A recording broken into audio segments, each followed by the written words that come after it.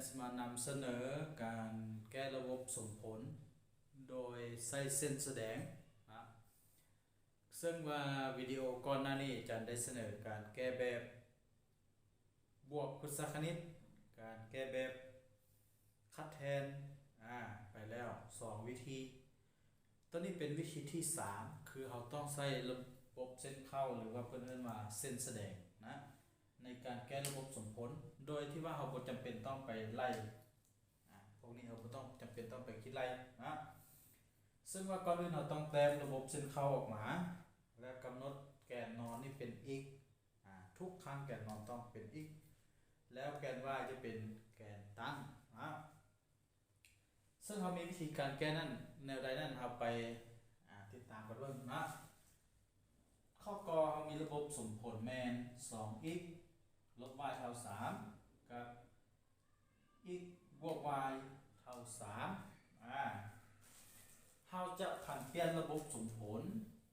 ผันเปลี่ยน y เท่ากับ 2x ลบ3จากสมผลตัวนี้นะเราจะเปลี่ยนมาเป็น y เท่ากับ 2x ลบ3ตัวที่2เป็น y เท่ากับ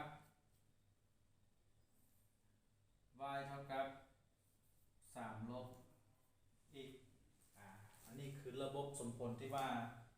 เรามีนะมาเป็นตัวที่1ตัวที่2หลังจากนั้นเราไปดำเนินการวางตัวประสานตามใจนะคือจากสมผลที่จากสมผลที่เรามี y เท่ากับ 2x ลบ3เราก็มาวางตามใจx y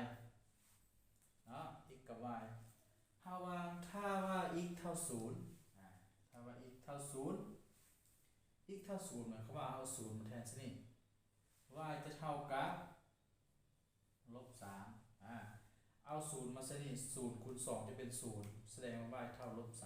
3ต่อมาวาง y เท่า0กรณี y เท่า0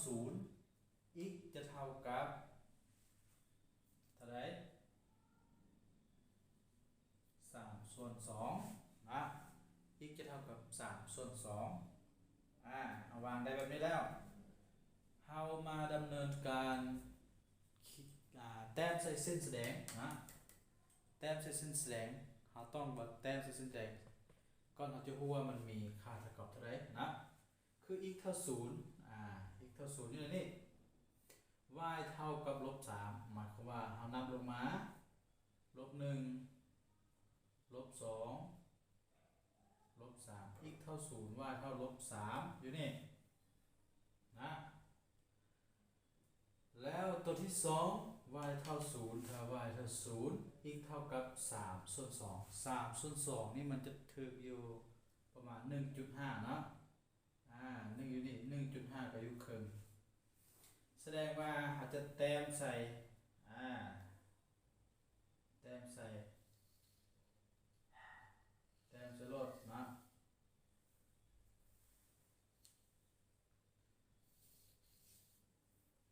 โอเคแต้มยาวๆลดบ่ต้องยานมันเปลืองเกียร์เนาะและตัวนี้คือ y เท่ากับ 2x ลบ3บัดนี้ทำมาแต้มเส้นที่2เส้นที่2นี่เส้นที่2เขาจะมาวางตามใจคือกันตัวประสานตามใจตัวอย่างคือเส้นที่2นะ x เท่า 0 y จะเท่ากับเท่าไหร่ถ้าว่า x เท่า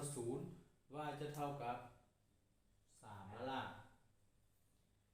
ถ้าว่า y เท่า0เอา0มาซะนี่ x จะเท่ากับ3แล้วล่ะคือกันแบบนี้นะเมื่อเราได้ตัวประสานแบบนี้แล้วเรามาวางใส่ระบบเส้นเข้าเหมือนเดิมนะมาวางใส่คือ x เท่า0 y เท่า3 1 2 3y อยู่นี่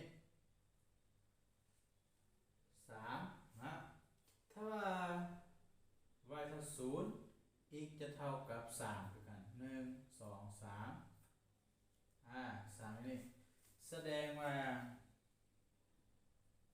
เราจะเต็มระบบเส้นเข้าตัวนี้แต้มเส้นแสดงตัวนี้นะตัวนี้จะเป็น y เท่ากับ3ลบ x แล้วเราจะกำหนดสมผลแบบใดตัวอย่างเราเบิ่งจุดตัดกันของมันอยู่นี่จุดตัดกันของระบบสมผลเราจะสายใส่สายขึ้นมานะมันจะตัดกันอยู่นี่แสดงว่าอยู่นี่เป็น2อยู่นี่เป็น1ตัดกันอยู่จุด y เท่า1และ x เท่า2แสดงว่าใจผลแมน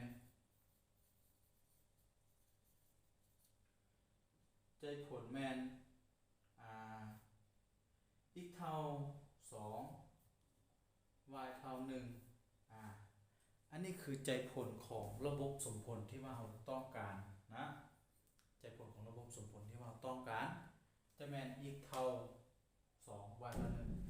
ทุกครั้งเราต้องเขียน x ก่อนและ y ตามหลังนะสำหรับการเขียนตัวประสานนะโอเคแบบนี้คือการแก้ระบบสมผลแบบเส้นแสดงนะถ้าว่าผู้ใดเข้าใจวิธีการแก้แบบเส้นแสดงก็สามารถนำไปใช้ในการแก้ระบบสมผลได้แบบง่ายดายเลยนะโอเคก็นี่ก็เข้าใจที่ว่าแต่ละคนที่ว่ารับชมนะถ้าว่ามีจุดใดข้อใดข้องคาใจที่ผมเข้าใจสามารถคอมเมนต์ถามใต้โพสต์นะแล้วจะตอบให้ในวิดีโอต่อไป